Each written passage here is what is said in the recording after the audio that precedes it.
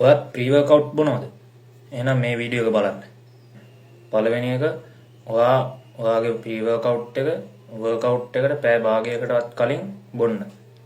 එතකොට තමයි ඔයාගේ වර්කවුට් එකට සෙට් වෙන විදිහට හරියට ටයිම් එකට ප්‍රී වර්කවුට් එක වැඩ කරන්නේ. දෙවෙනි එක තමයි ප්‍රී වර්කවුට් එක. ඒ කියන්නේ දැන් ඔයා වර්කවුට් එක පටන් ගද්දිම ප්‍රී වර්කවුට් එකක් බොන්න එපා. එතකොට ඔයාට මේ පටන් ගත්ත ගමන්ම ඔයාට ප්‍රී වර්කවුට් එකෙන් වැඩක් ගන්න බෑ. එතකොට හුඟක් වෙලාවට ඔයාගේ වර්කවුට් එකේ අන්තිමට හරි නැත්නම් මැද හරියදී හරි තමයි ප්‍රී වර්කවුට් එක වැඩ කරන්න ගන්න. එතකොට ඔයාට වර්කවුට් එකේ මුලින් ධම්ම ප්‍රී වර්කවුට් එකෙන් වැඩක් ගන්න වෙන්නේ නැහැ. අර ප්‍රී වර්කවුට් බීපු ගමන් ඔයාගේ ඇඟට ඇබ්සෝබ් කරන්නෙත් නැහැ. ඇඟ ඒ කියන්නේ එනර්ජයිස් වෙන්නේ නැහැ.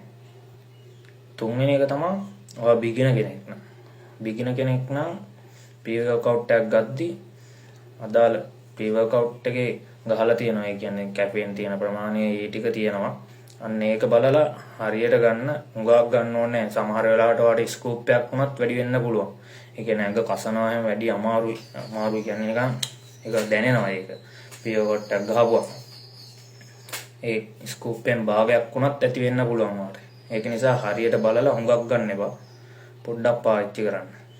අන්තිම එක තමයි ඔයා නිදා ගන්න අඩුම පැය 6කටවත් කලින් ප්‍රී වර්කවුට් එක ගන්න. නැත්තම් ඔයාට රැට නිින්ද යන්නේ නැති වෙයි. මේ කිව්ව දේවල් වලට අමතරව තව මොනවා හරි ඔයාලගෙත් අදහස් තියෙනවා නම් කමෙන්ට් එකක් දාන්න. ඊළඟ වීඩියෝ එකෙන් හම්බෙමු.